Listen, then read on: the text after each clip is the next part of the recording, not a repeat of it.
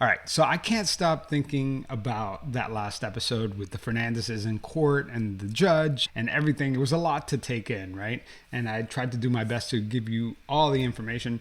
But after thinking about it, and actually after reading a lot of your comments on Patreon and on Instagram and Facebook, I realized that it does sound a little biased in a way, right? So a lot of you are on the camp of, hey, you know what?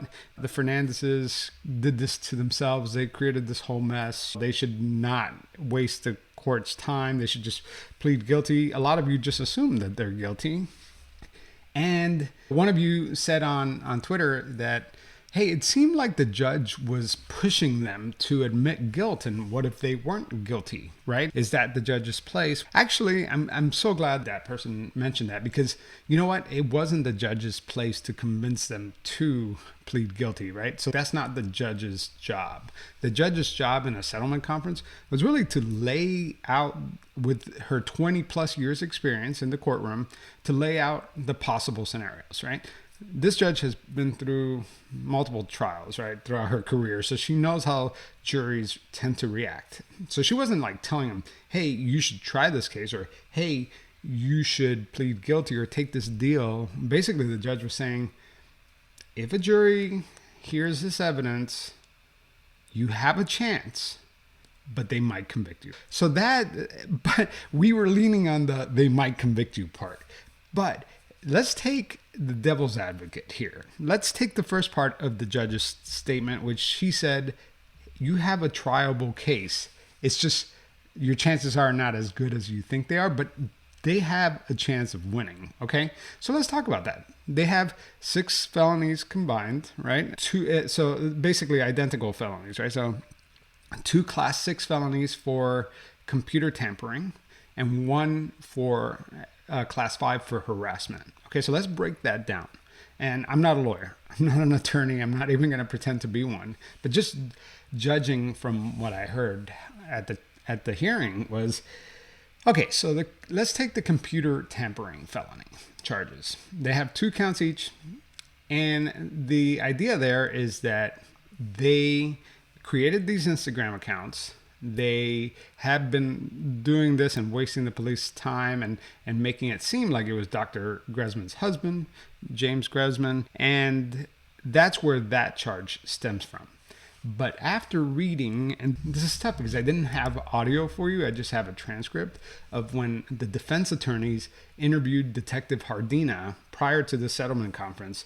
And they interviewed him, and he said a lot of things that you heard him say in this podcast, which was he created, he requested a warrant from Instagram, from Meta, Facebook's parent company, and they returned, the user account informations. And he had a lot of user IDs, unique IDs, and IP addresses that matched Tanya and Rick's IP address from Cox Communication, right?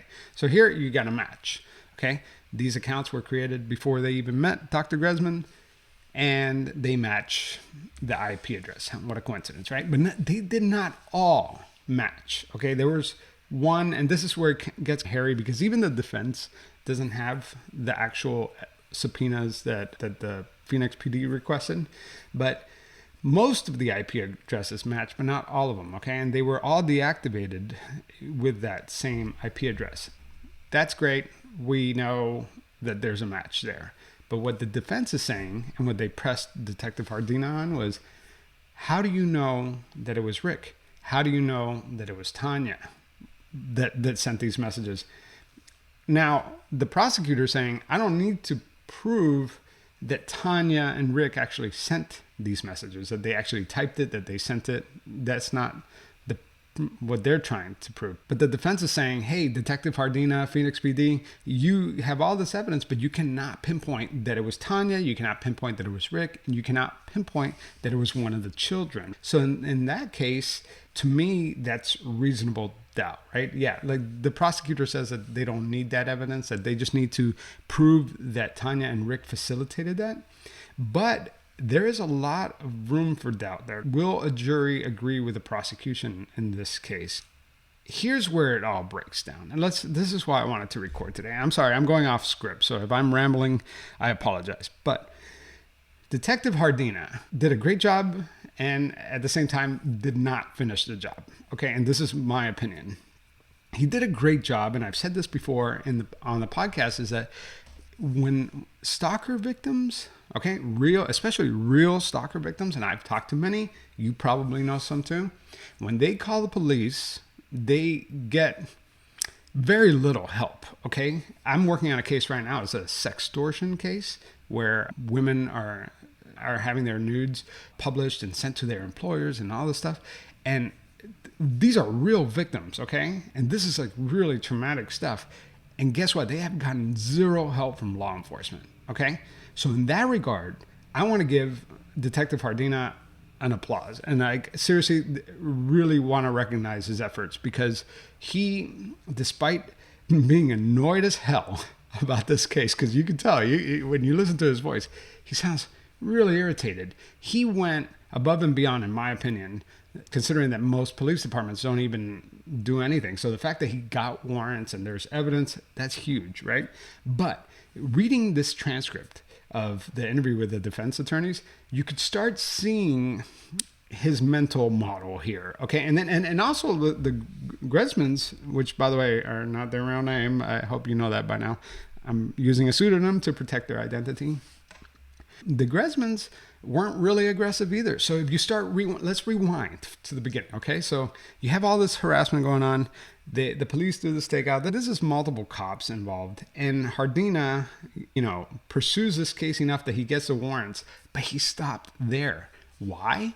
I'm thinking it's because he thought that these people would just go away. Like he got these warrants. He had that conversation with Rick, and he's like, guess what? All these IP addresses point to your house.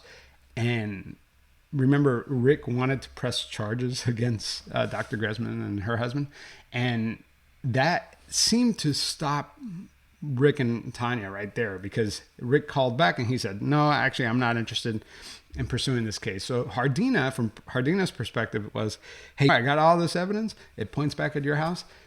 I scared the shit out of them. They're not going to creep back up. But of course, we know that they did, and it kept coming back.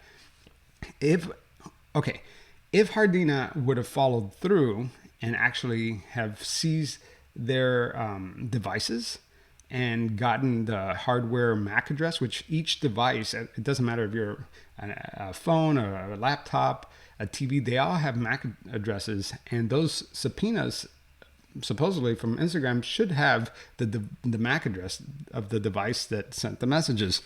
That would have given the prosecution a slam dunk case, because then we would have known, oh, it was Chelsea, or oh no, it was Tanya. But we don't know that. And that could sit with the jury. All it takes is one juror to be like, hey, you know what? It's a stretch. And then you have a hung jury. So that's the computer tampering charge. Now, let's talk about, so those two charges could easily go away because they're the flimsiest in my opinion. Now let's talk about the aggravated harassment charge, okay? And I think that's the one that's most serious, but let's pick that apart and play devil's advocate. Okay, I don't know exactly where the harassment charges stem from. I'm just guessing, but I'm guessing that from some of the conversations that you heard in that court audio file and then from this transcript that I'm reading, I think that the harassment charges stem from who made the call to Child Protective Services, who made the call to the medical board to report Dr. Gresman, and that is where the harassment is coming from, right? Not only are these people, Tanya and Rick, saying that the Gresmans are harassing them, but they are actively retaliating against them, right? According to the prosecution.